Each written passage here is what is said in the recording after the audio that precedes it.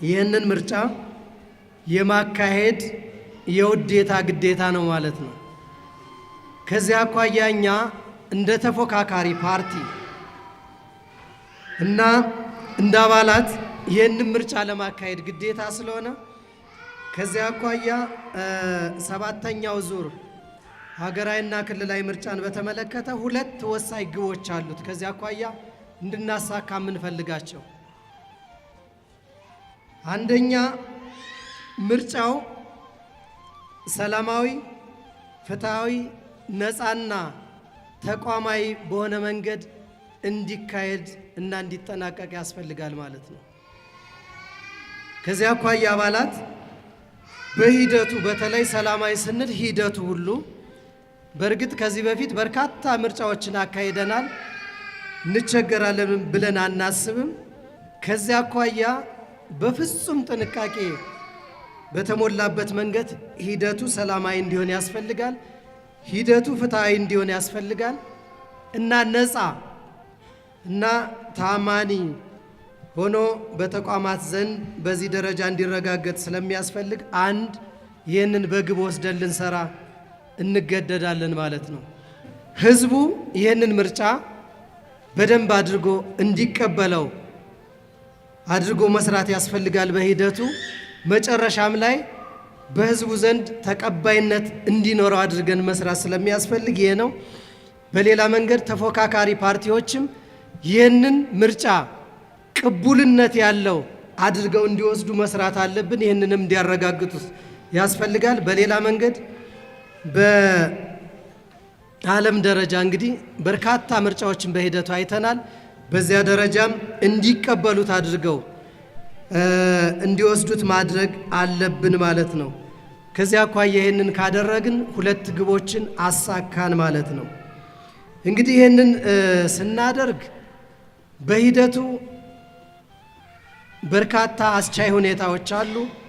በሂደቱ በተመሳሳይ ደግሞ በርካታ ፈታኝ ሁኔታዎች አሉ።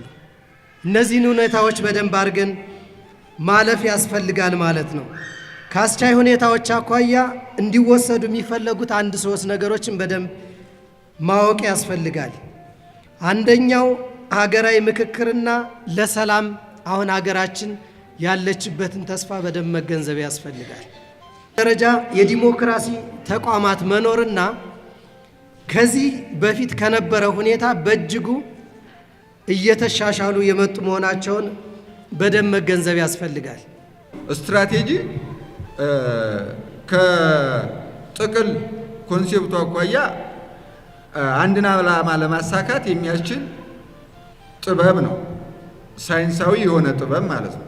ይህንን መነሻ አድርጎ የተለያዩ ስኮላሮች በተለያየ መንገድ ትርጉም ሰጥተውታል። የሆነ ሆኖ ግን ጭብጡ ሊሆን የሚችለው ወይም የነሱን ጠቅለል አድርገን ካሰብን ስትራቴጂ ስንል የሆነ ፍላጎታችን ጋር ለመድረስ የምንሄድባቸው መንገዶችን የሚያመላክት መንገድ ነው በራሱና በምርጫ ስራ በየደረጃው የሚፈጸም ስትራቴጂ ይኖራል። በየደረጃው ማለት ነው። እነዚህ ስትራቴጂዎች ደግሞ በተለያየ ዝርዝር ስትራቴጂ ይከፋፈላሉ።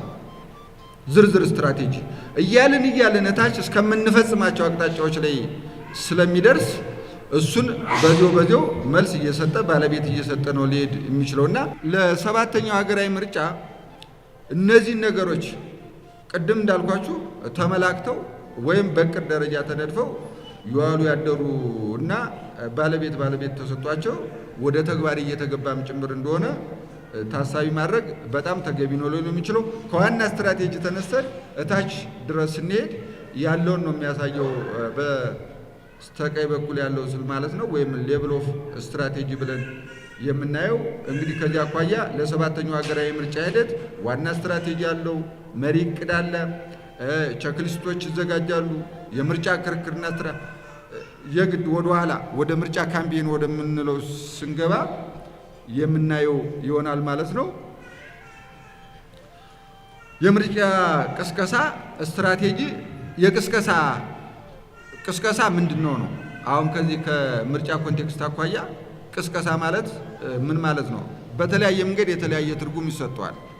በተለያየ መንገድ ፖለቲካል ፐርሴፕሽኑ አለ፣ ከህግ አኳያ አለ፣ ከሲቪክ ወይም ከማህበረሰቡ ማቀፍ አኳያና ከኮሙኒኬሽን አኳያ ማለት ነው። እንግዲህ ቅስቀሳ የምርጫ ቅስቀሳ የሚካሄደው ከፖለቲካል ማቀፉ አኳያ ይኸው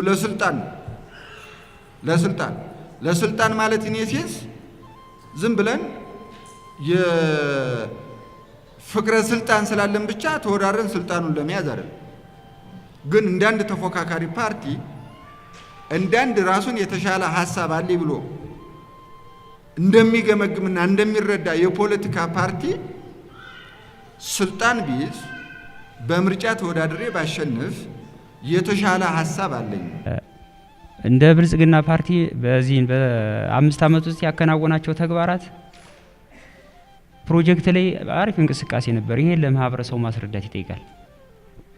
ለምሳሌ ያው እኛ እንዳለመታደል ሆኖ ይሄ ወቅታዊ ሁኔታዎች ያመጣው ነገር ቢሆንም በእኛ ክልል ራሱ የተሰሩ ስራዎች ስላሉ ለምሳሌ አባይ ግድብ ባህር ዳር ያለው ጎርጎራ ፕሮጀክት፣ ሌሎች ክልሎችም እና ሀላላ ኬላ፣ ሀይቅ ሰሞኑን የተመረቀው እነዚህ ፕሮጀክቶች ለማህበረሰቡ ፎርዋርድ ማድረግ ይጠይቃል። እነዚህ የተሰሩ ስራዎች ወደኛው ወረዳ መጥተው ሊሰሩ ስለሚችሉ ማለት ነው። ተፎካካሪ ፓርቲዎች ከ275 በላይ ተፎካካሪ ፓርቲዎች ወደ ሹመት በማምጣት በጋራ የሚሰሩበት አግባብ ተፈጥሯል። ይሄ ማለት እዚህ ላይ ግንዛቤ ከሰራን በቃ ለካ ይሄም አለው ወይ ብለው ሌሎችም በጋራ የሚሰሩበት አግባብና ለዚህ ምርጫ የተሳካ እንዲሆን ያደርጋል የሚል እንት ስላለ ነው። ሌላው ማክሮ ኢኮኖሚ ማሻሻያው ያው ኑሮ ውድነቱ ቢመታንም በነገራችን ላይ ማክሮ ኢኮኖሚው አሪፍ ነው። አሁን ዲፖዚታችን ወይም ዲፖዚት ከ2.9 ትሪሊዮን ብር በላይ ነው አሁን እያሳየ ያለው አሁን ላይ ራሱ ያለ እና ይሄን ሁሉ በእርግጥ ማክሮ ኢኮኖሚ ሲባል ምን የኑሮ ውድነት እንደዚህ ሆነ ምናምን ነው የሚለናል፣ ግን አይደለም። እና ማክሮ ኢኮኖሚ ላይ አሁን የሱ ማሻሻያ ደሞዝ ጭማሪው እንደውኛ ያው የሰው አእምሮ በተፈጥሮ ግማሹ ጅንጎይስት ነው፣ ግማሹ ፖዚቲቭ ሀሳብ ነው። ጅንጎይስት ጸብጫሪ የሚባለው ማለት ነው እንጂ ደሞዝ ጭማሪው ከዚህ በፊት ተደርጎ የማይታወቅ ጭማሪ ነው የጨመረው። የኑሮ ውድነቱ ቢመታንም ጂዲፒም በተመሳሳይ የሀገራዊ እድገት ምርት አጠቃላይ የሀገራዊ ምርት እድገት የሚባለው ማለት ነው። እና ይሄንን ማስረዳት ምርጫንና ዲሞክራሲን ለይተን ማየት የማንችላቸው የተሳሰሩ የተጋመዱ ጉዳዮች ናቸው ብሎ አንስቷል። እውነት ነው። እንግዲህ አንደኛውና ሁነኛው የዲሞክራሲ ስርዓት መገለጫ ወይም ማሳያ የምንለው ምርጫ ነው። ሀገር እንደ ሀገር ይቀጥል ከተባለ የህዝብ ችግር እንደ ችግር ቦታ አግኝቶ ተደምጦ ይስተካከል ከተባለ እናም የተሻለ ሀሳብ አለኝ የሚል አካል እድል ይሰጠው ከተባለ ሁነኛው የዲሞክራሲ መገለጫ ሊሆን የሚችለው ምርጫ ነው። ስለሆነም ባለፍንባቸው አመታቶች እንግዲህ እስካሁን ባለው ሂደት 6 ዙር ምርጫ እንደ ሀገር ማካሄድ ተችሏል። በዚህ አመት ደግሞ 7ኛውን ሀገር አቀፍና ክልላዊ ምርጫን እናካሄዳለን ብለን በዝግጅት ላይ ነው ያለነው። ነገር ግን አሁን የምናካሄደው ምርጫ ወስደን ካየነ በብዙ ፈተናዎች ውስጥ በብዙ ችግሮች ውስጥ ቅድምም ሐሳብ ሲነሳ እንደነበረው ማነቆ የሆነ አስሮ የሚይዘን ጉዳይ ካልሆነ በስተቀር ልምድም ስላለን ብቃትም ስላለን እና ከሌሎች የተፎካካሪ ፓርቲዎችም በተሻለ መንገድ የመመረጥ እና የመታየት እድል ስላለን የማሸነፉ ጉዳይ ለድርድር የሚቀርብ አይደለም በሚል ሐሳብ ሲነሳ ነበር።